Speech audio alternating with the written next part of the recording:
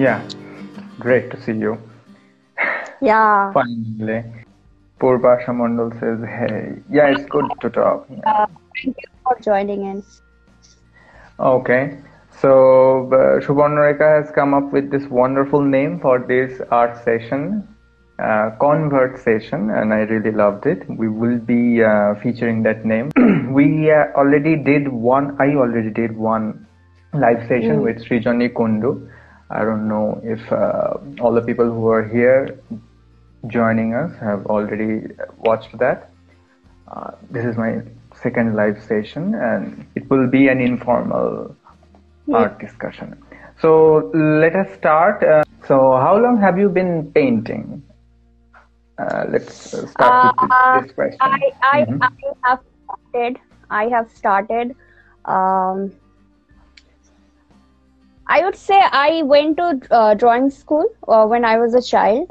Okay. Like every Bengali child. Yeah. Okay. Like every Bengali child. I went with my brother and my elder sister and cousin, and I kind of stopped. I could not continue. Okay. Because I was really bad at it. Like, you would not believe how bad I was, but I was really bad at it. And I started like painting again, not painting, but I started painting on digital, like on MS Paint. Yeah, digital platform from 2015 August. It was it kind of happened quite accidentally, because it was me and my brother. We were kind of having a competition, like who can really paint better on MS Paint, because it's so hard, right, with the marks and stuff. So I kind of went into a trance and created this thing. So it was really, really good. And I uploaded it on Facebook. I had Facebook back then. And it kind of had a really, really, really good... people reacted so positively. It received a good response from all the people. Yeah, all the people. From my professors, from my teachers, from my friends as well. And then I started doing it, seriously. Like, why not doing it? Like, because I was really bad at it when I was a kid, because I could not imitate. I could not copy the things that I was given to draw. So when I started again, when I began this journey, I kind of realized that I really do it well. Maybe better than better than other people who are really good at drawing figures and stuff. So I'm not a person who appreciates myself, and that was the first time I started appreciating myself for something, that I can do it well, continue this. So that is how I began. And with your Libre we worked there together, right? And it was really wonderful to have you there, and I'm proud of what we did there. We wanted to make something meaningful out of it. And we stressed on the aesthetics part of that book blog, where we would be discussing reviews, personal experiences about book, and we would decorate it with different kinds of paintings. That was really wonderful. My brother joined. Shondipon. Hello, bhai. Hello, everyone. Great to see you. And my professor is there. Thank you, ma'am. Okay. Thank you everyone for joining. Okay, my brother is a really good musician. He's a guitarist. Regarding the thing that you said, that you could not copy very well, and that's why you flopped in the preliminary art school, if you want to call it that.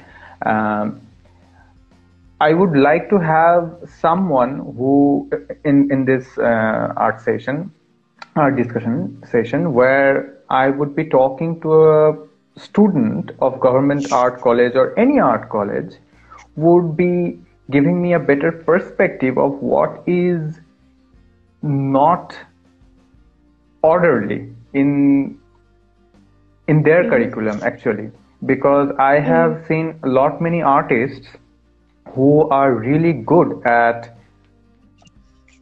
depicting things as they are, but whenever they are given a kind of concept or they are told to illustrate on something that is abstract, which does not have a form, they do not do well. So what is it that is going wrong in the curriculum of art schools? I would really love to know, because like you said, you were not very good at copying, and you created something which was based on your imagination purely, and you received a good response. You received a good response from everyone around you, and they started appreciating you. And there are different kinds of art forms that all of them, I think, are not being taken care of in the art schools, and the conventional art schools, and that is a matter of concern. So everybody might not be interested in drawing figures or in realism, hyper-realism, and we do have a better scope in abstract art to for better exploration. And I would like to talk to someone who would give me a better perspective what goes on inside the classrooms, actually. So about the digital art, I would like you to throw some light on this thing, that what kind of applications you use, and how do you do it? Because I was a novice in digital art. I still am. I only use certain apps. So, and I am kind of obsessed with them. So even if there are better applications where you can use much better effects, create some wonderful stuff, I'm not leaving these applications.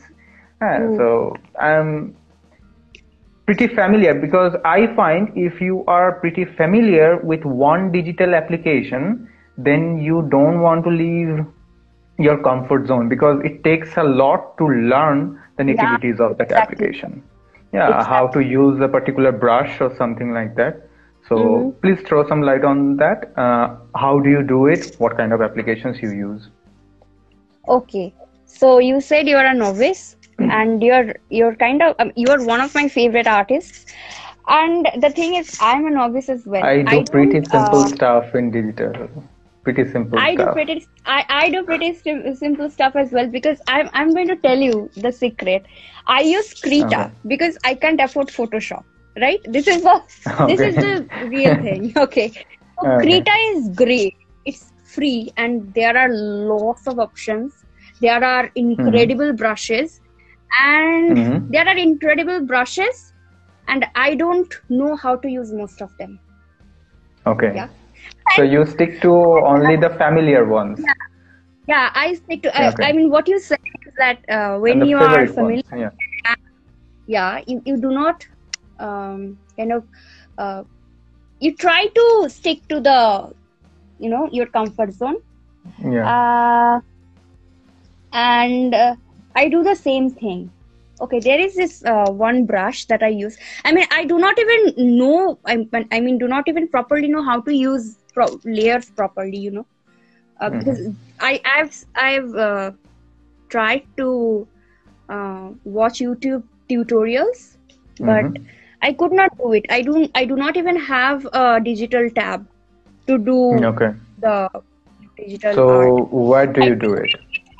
Yeah, I do it with mouse. Okay. And when I do painstaking activity, painting with mouse and doing all the details. Yeah, and I think I'm really good at it right now, because I've been doing it for 6 years now. Yeah, and what I do is, when I do illustrations and when I do, the illustrations that I sent you for this interview was based on the art of mode of lino cut. Okay. Right? Yes, lino cut. I actually what do I say? I actually use the conventional painting method digitally. Like you paint with your hands, right? And you don't use actual layers in conventional traditional painting. I don't do that. When you I mean, that's what I do. I just use one layer and I start scribbling and I start doodling, and I just go with the flow. Right? I have the concept in my mind and I just go with the flow. Sometimes when I'm really tired and I do not want to work, I just just scribble something like that. And I just then I add details in the lines. That's what I do. And when I do something like lino cut digitally, I use only two layers. First I do the black background, and then I start to when you carve the in lino cut, when you carve the lino sheet, I do that with the white brush, right? With the do you know how to do lino cut paintings in real life, like the real ones? Yeah, okay, I'm really bad at watercolor. Okay. But I'm really bad at coloring. Okay, I'm good with doodles and doodling and scribbles and calligraphy. She doodles crazy amazing stuff. Yeah, that she does. Okay, she's amazing. Her doodles are really amazing and very thought provoking, I would say. Which my greatness since my class university classes, when I lost my concentration, when I did not pay attention to the lectures, she was my companion. Yeah. Constant companion. I understand. Regarding what you said, that you do paint on a black background, first you cover the sheet entirely in black background, and not then entirely, but I have you if you look at my paintings that I sent you, you see that they are not totally covered fully in black, covered, but there are shapes that I have made first, and then What do you find so interesting in monochromatic, monochrome? I mean, most of your paintings are done in black and white. And because I used to use color when I used to illustrate for Librelinia spread. Then I actually found out that I'm really comfortable with monochromes. Because black and white, I mean, the contrast that it creates, the effect that it creates, it is amazing. It looks good, and I don't know, I cannot, sometimes I do use red, but when I do, I do not use lots of colors. It's not that I illustrate only in two colors like black and white, but I do use colors. But when I do, I do not use lots of colors together. Sometimes I use red, and sometimes I use blue. I use blue a lot, Prussian blue. And I last year in December I made a comic series, and I did it in blue. I use Ibis paint when I work on phone or tab. The comic series that you were talking about, did you post it on Instagram? Can you just repeat? The comic series you talked about right now, did you post that on Instagram? Yeah, I posted on Instagram, and it was published. Then I loved it. Absolutely. Yeah. It was published in. Hey, Orko Prabhu joined. Hi. Yeah. Orko joined a few minutes ago. Good old Orko. So you work with So you work with a limited palette. You do Yeah. not want to bring in lots of colors, and you have Colors. reasons for that. Uh, Quite opposite to that, I use a lot of colors, really. I mean, I can't help it. Whenever Yeah, I'm I know. I painting, know. generally, I incorporate a lot of colors, especially shades of violet, and then Yeah, yellow I know. I ochre, know. and then red, and lots of things. And when I finish, I'm like, oh my God, you have to put on a sunglass to Hmm. look at that. So, and since I am also very much interested in abstract art forms, the kind of stuff that you do in digital art, what is it that you find so intriguing in abstract art? I would give my take so that you can Yeah. express yourself better. You have a clue that I was not much into abstract art forms. I really did not find any interest in it because I thought it's meaningless. Absolutely. Like, if you can't, Hmm. a lot many artists do not like to explain their art. I mean, they get very Yeah. angry, very agitated Yeah. if you tell them to explain what have you painted. I think many of them find it very annoying, and I have seen a lot of since I used to visit the Academy of Fine Arts Gallery, I have seen a lot of tempera works, abstract, like there is no genuine pattern, just splashes of Hmm. color and everything. It looks good, but I did not know what it meant and what was the use of it. I mean, if you paint something like that just for the sake of beauty and for visual pleasure, then that's okay. But what is the meaning of it? I have also seen lot many artists doing abstract patterns, forms that are partially recognizable, and somehow you figure out that this is this. And Yeah. most of the times I tried to find meaning in them, but I could not. Now, since I could not explain it to myself, I lost interest in it, and I did not think abstract art form as serious until I started taking some interest in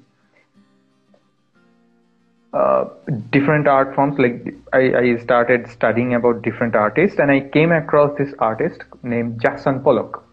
So he was famous for his action painting. If you go to Google and search Jackson Pollock, you would be looking at a picture where he is sitting on a canvas almost, or standing on a canvas, and splashing color all over it.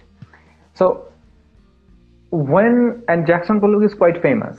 Now I started reading about art critics, I mean, what their perspective is on abstract art, and I found something that abstract art is not to be explained the way conventional art is. And sometimes your raw expressions come out on the canvas just like that. And that is why I started doing illustrations on my own on Tagore's songs. And I would also talk to you about symbolisms because I have found a lot of symbolic elements in your painting. I have been Okay. noticing your artworks for a while. So, give us your take on abstract art forms and how do you put symbols in your paintings? I mean, the things you do, and what kind of expressions are you particularly fond of? Before that, there is someone who just wrote a long comment. I'll read it for you. Your paintings are really interesting. I don't understand painting techniques, even digital, but I like that your paintings are not just pretty pictures. That's a really Thank thoughtful you so comment. much. Now, let me So, reply. mhm, Okay, Olivia joined. Okay, all our university mates joined. mhm, Oishorjo, Shorindro, Shovik. Thank you. mhm, Thank you so much for joining in. Okay, now back to your question. mhm, Uh, when I looked at abstract art, I had the same, idea, had the same opinion that what is the meaning of painting something? That was before I started painting. What is the meaning of painting something that doesn't mean anything? So, but when I started to work on some concepts, I began to realize that things are not solid. When you go within your mind or go within, there are things that cannot be expressed in solid patterns. But before this interview, I was looking at abstract art and I was reading about it, and I was thinking that and I kind of forgot that abstract art kind of focused on geometric patterns and colors. Somewhere in between, I forgot the definition of abstract art, because for a while I have been believing that abstract art is something that does not have a horizon, that does not have a form, that does not have a structure. It was for me, when I draw, when I put my imaginations into the white screen or white canvas, whatever you call it, I kind of think that I kind of try to tell a story, right? And I do not do it with patterns. Whereas patterns is very important in abstract art. And I realized just half an hour ago that I do not follow patterns.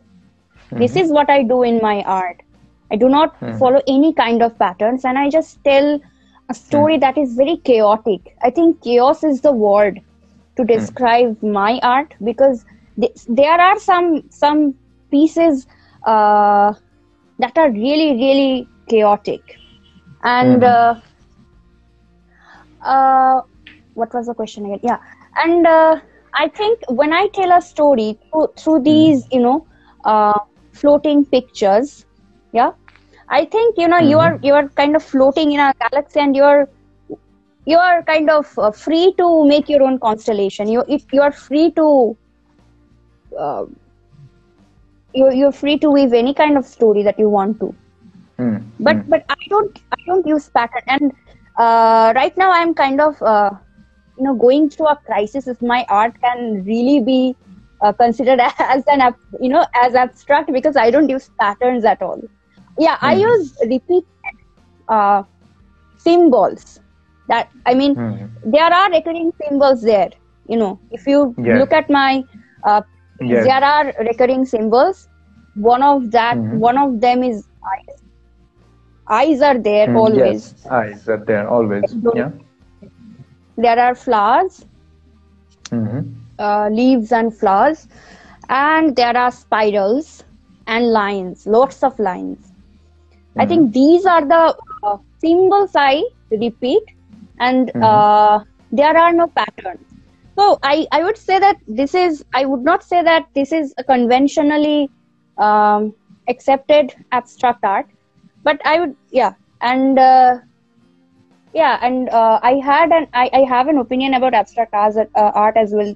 The recent abstract art, that is, I think it's basically it's primarily for the visual aesthetics, and they are, if you follow them closely, they are bought by the private companies, big private companies, and they are hung on the walls of the entrance or in the to confuse the customers, I guess.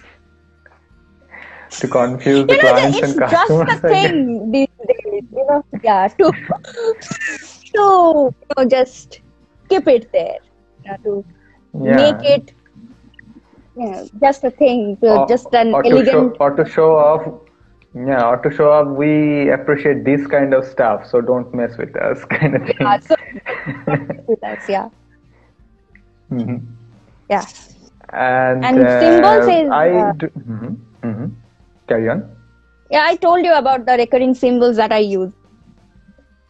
So what do you, before going to the symbols again, I do not think there is only one definition of abstract art, because what I understand about abstract art, the thing that comes to my mind first is patterns, and the patterns that are repeated around us in our surroundings. Like when I started doing portraits with those fluid Which are marks on amazing. faces.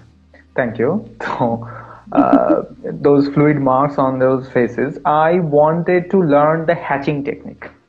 Okay, the cross hatching, plane hatching. Somehow I loved how people did that. I wanted to do portraits using cross hatching and other hatching techniques, but somehow the hatching would not come to me. I mean, it's not very, very tough, but somehow it wouldn't come to me because hatchings are done using straight lines, almost straight lines. I somehow could not repeat that many straight lines. And what I did instead, I started doing spirals and all kinds of fluid lines on the faces, and somehow it clicked. And when I finished, I looked at it that I cannot do hatching those hatching strokes, because somehow it wouldn't come to me, because probably my expressions are not fit for that. I mean, somehow I do not think straightly, maybe, or I don't know. I still cannot do hatching. I still cannot. And a lot many people who are really good at hatching, they told me that how do you do it? It wouldn't come to us. So somehow I incorporated that fluid structures into portrait and tried to create something meaningful.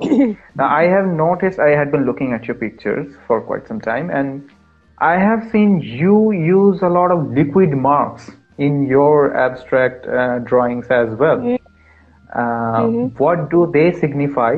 And if you talk to us about your symbols in a detailed manner, like what do you signify from time to time in different paintings? Yeah. So, when I was studying for my master's, the theory of gaze, that intrigued me a lot. It kind of affected me really, really personally. And it's not that I'm very good at theories, but that kind of, made me think that eyes everywhere and eyes and eyes. People are watching. And what we do, it's about people viewing it, right? We cannot escape from hiding. And not, I mean, our art, our pieces that we create, they are not for hide. I mean, they would not, right, be posted. And with that, along with that, it won't be. And so that theory of gaze, that really, I was really interested in it. And the first illustration that I did for Librelinia, which helped me go. I keep mentioning Librelinia because it helped me grow. And the first practice always makes you grow, because it did so much good to us as well. All of us who were associated with that. Oh, I miss good old days. Yeah, and so the first illustrations that I did for them was for about female gaze or something like that. So I drew a kind of eye. I drew a kind of eye, and it was all over the painting, and I could not stop using that same eye. I could not. I mean, till now, I cannot stop drawing it.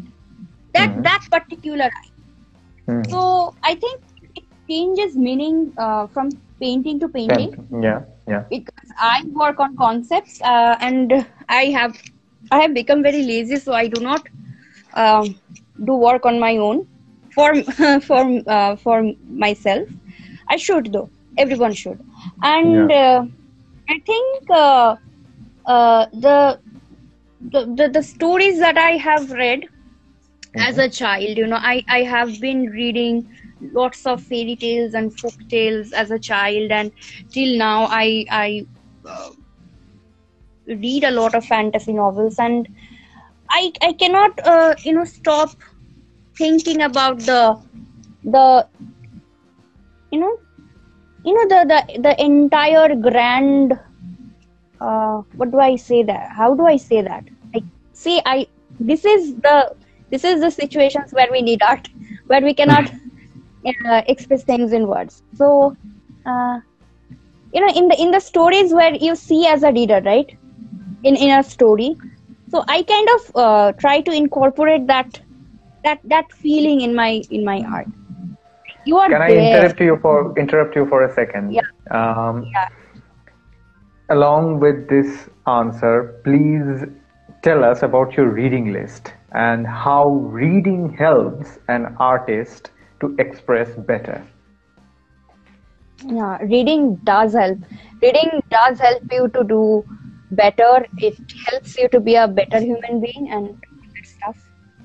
I wouldn't agree with that always, but that reading makes you a better human being. But you have to read good things. Yeah, but reading definitely helps you express better because at times you're buffering. Your connection is lost, I guess. At times you wouldn't be able to put all the elements that are contrasting within a single frame, and I have felt that, and that is where your reading experiences come in and help you to draw, to create an effective composition.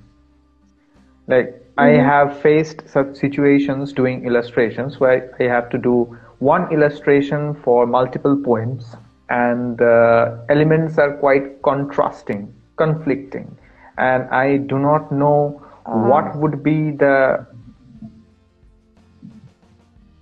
You are buffering. Hello?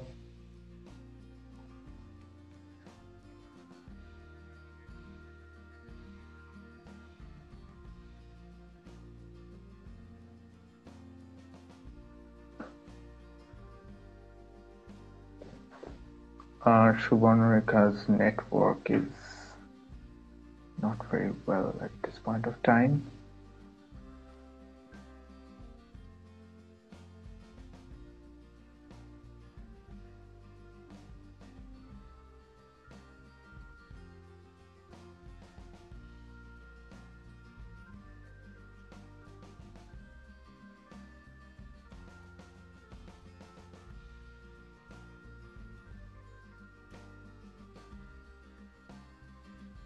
Subarnarekha will be joining us shortly.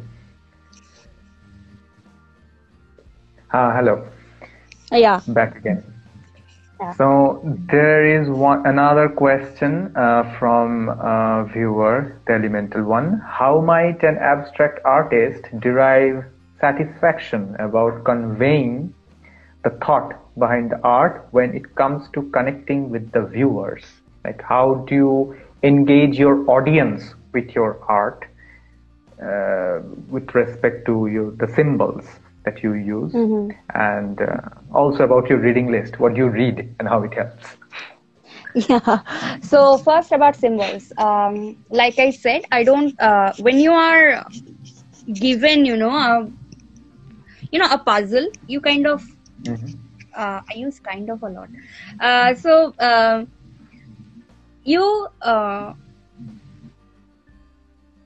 I'm not talking about jigs or puzzles because there are patterns. But when you are given different images, you make your own story.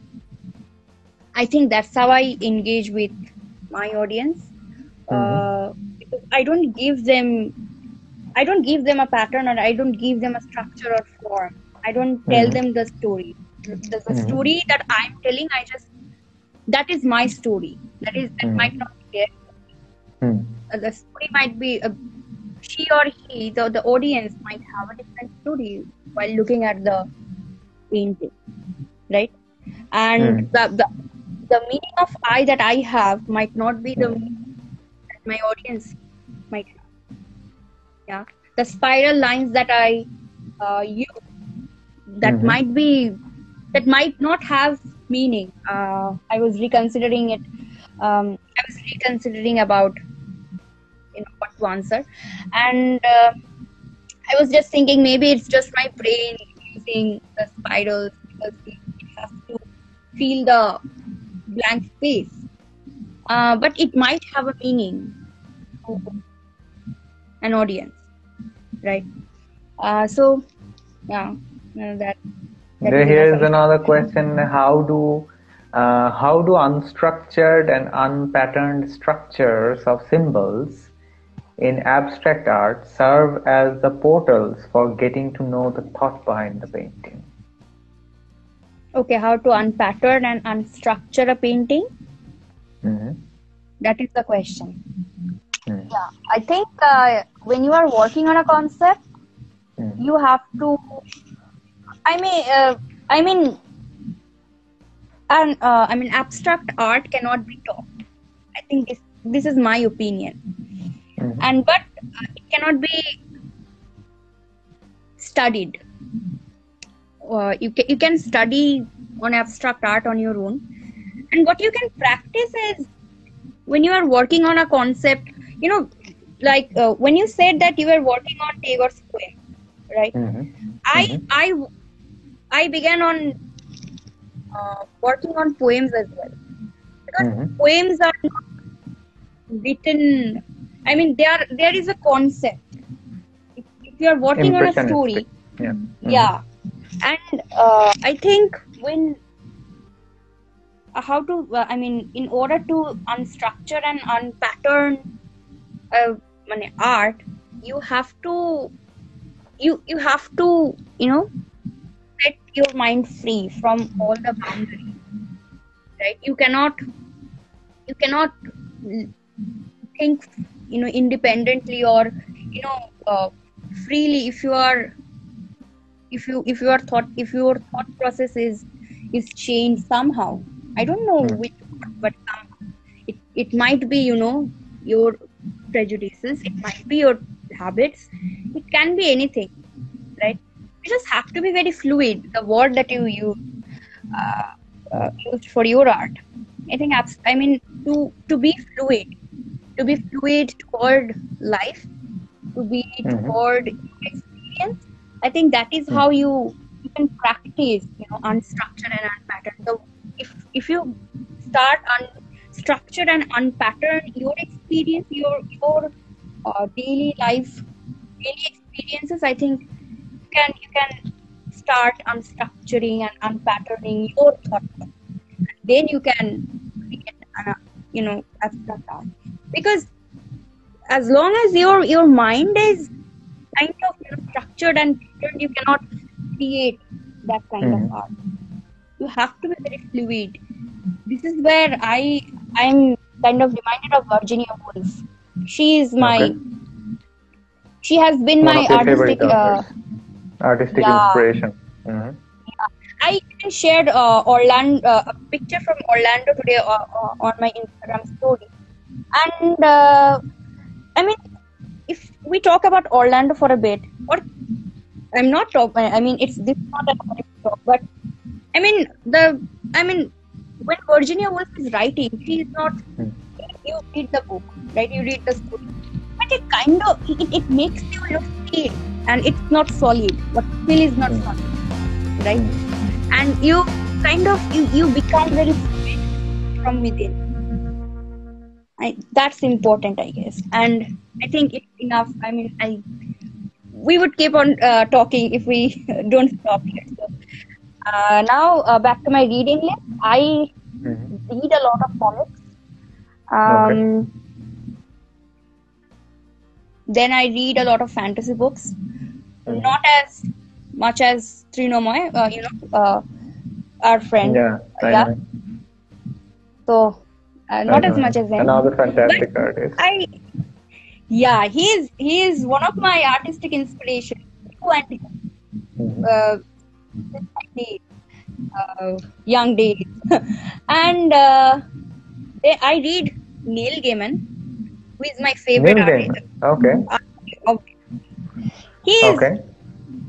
like, I'm kind of blushing while talking about it. And as a Bengali person, I read Bhushan Bandyopadhyay. I don't know. Oh, yeah. One of my favorite books Other ever. stories. Yeah. And I keep on forgetting Ursula K. Le Guin. I have been reading Dune by Frank Herbert for 5 years. For 5 years, I could not finish it. So that tells a lot about me, how lazy I am and how inconsistent I am. This is another, flaw in me that artists should not have, that is inconsistency. It hurts a lot. It hurts your practice a lot. Then I read, I read historical novel because I'm interested in history. Yeah, that's it, I guess. Look. Yeah, I read detective stories. How can I forget? Oh, that's great. Yeah, and I have started to listen to the audio stories on YouTube. Like, there are channels, right? Sunday Suspense is one thing. And then I still listen to Sunday Suspense. Then there is Midnight Horror. Then there is Whale of Tales. There are lots of channels who does audio stories, like audio and horror stories. Do you have any interest in art history? Okay, so I look at art history when I need it. Otherwise, I kind of avoid it because it makes me very little. Is there? Can you name one artist or more than one, if you have any, who has or have influenced your art in some way? It would sound very cliched, but I would say Van Gogh. It would sound very cliched. Yeah, Van Gogh. No, it doesn't matter. I know. Cliche or not, if it's yeah. Because it was amazing what he was doing was amazing, right? And the thing that, I mean, his colors, even though I don't use colors, I mean, the first ever I saw what was the name of the magazine, Great Artist? Yeah, the green magazines that used to come series. Yeah, when I used to go to my drawing school, I used to look at the Great Artist magazine. I mean, the a lot, because my teacher, he was an art teacher. He used to be an art teacher. He had the magazine, and when we were done, and I used to wait for my father to come to take me home, I would sit there and just read the book, just watch the pages, go through the Is there any pages. woman artist you can name who has really influenced you? No, just let me tell you. Because I saw the Starry Night for the first time there, and it was it kind of stick with me, and I could not forget it. And later I came to know that was it, and what his life was like. Yeah, women artists. Yeah, women artists. I am not familiar with. Sound very ignorant, but I am not a traditional female artist. But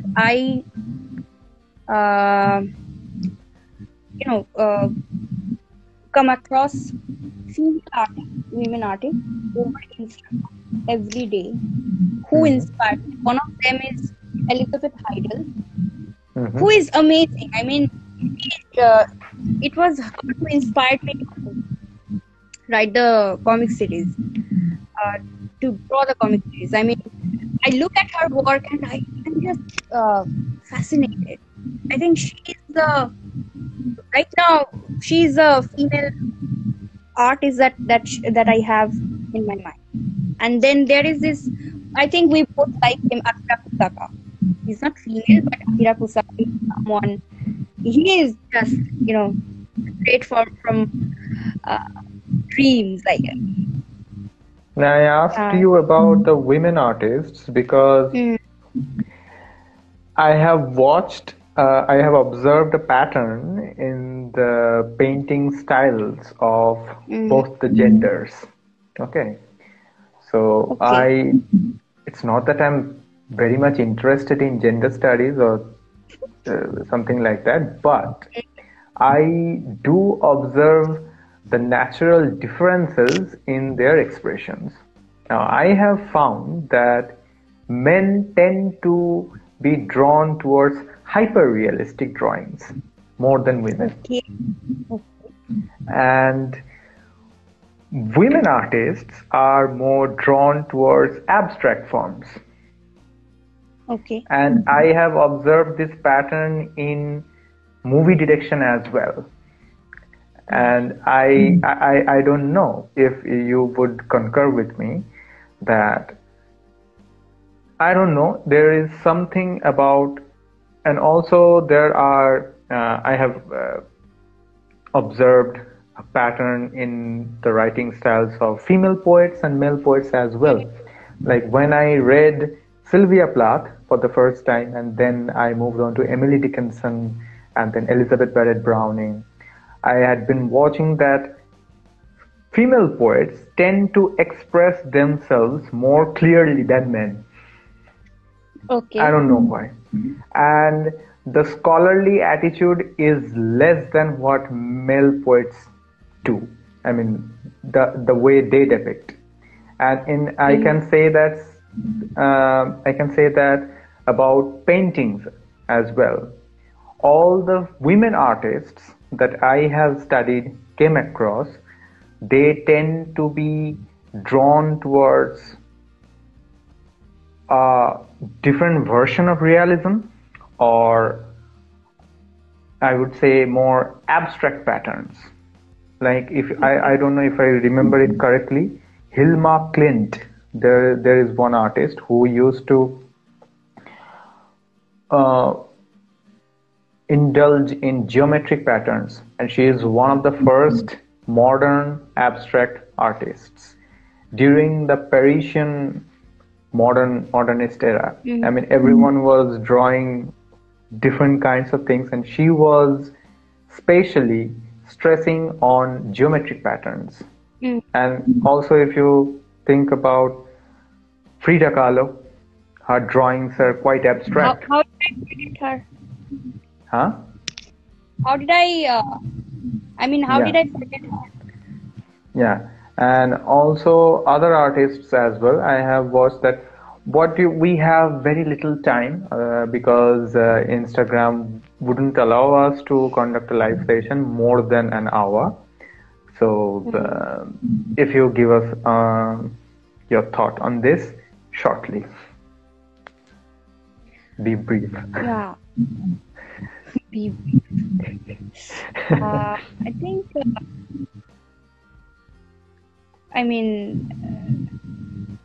what? Okay, someone says Spider-Man argues with geometry. Spider-Man. Yeah, I watched it. I think years of depression, years of depression. Repression. Like, okay. Being silence.